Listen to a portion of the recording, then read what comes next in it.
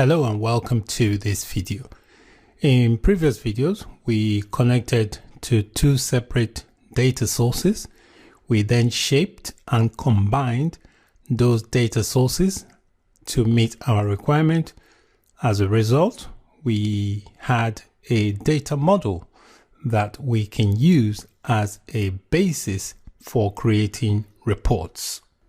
You can always make changes to a model inside the Power Query editor after the model is loaded, and you can reload a model to apply any changes that you make.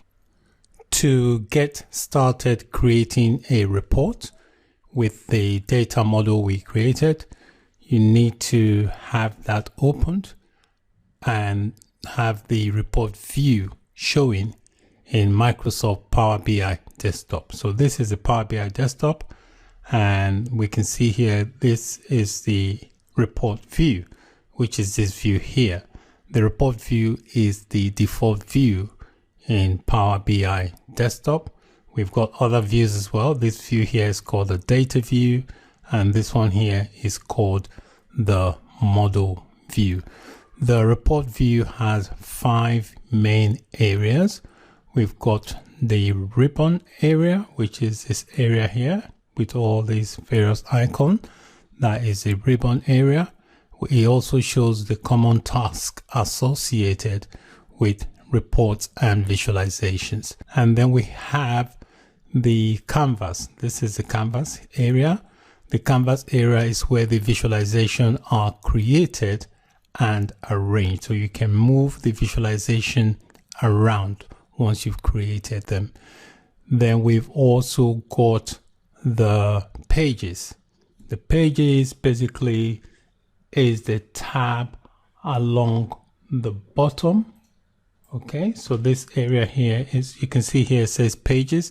So if you want to add a new page, just click on the plus sign, and that enables you to add a new page to the report view.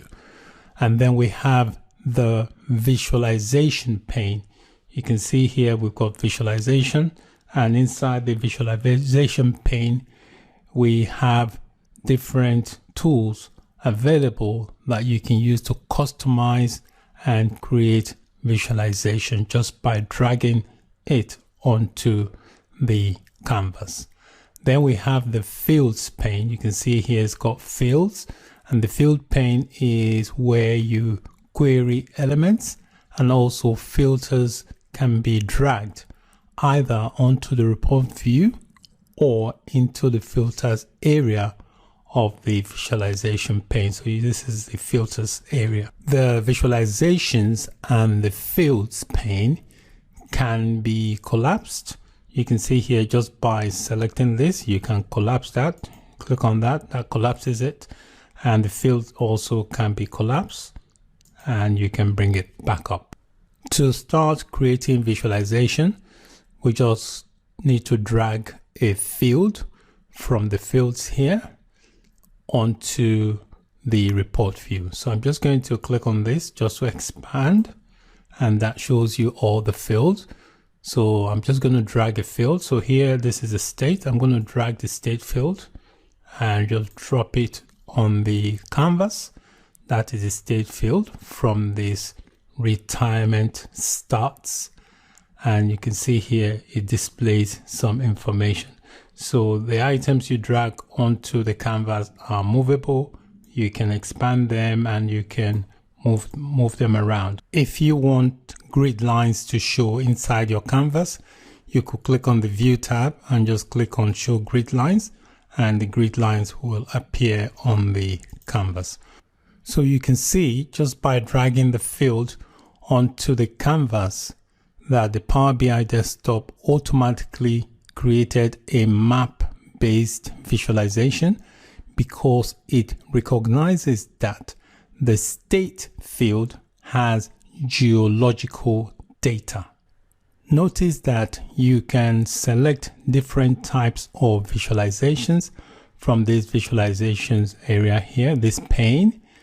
Then in the area below those icons here, you can also drag fields to different areas to apply a legend or change the visualization in other ways. You can create more than one visuals on a report page.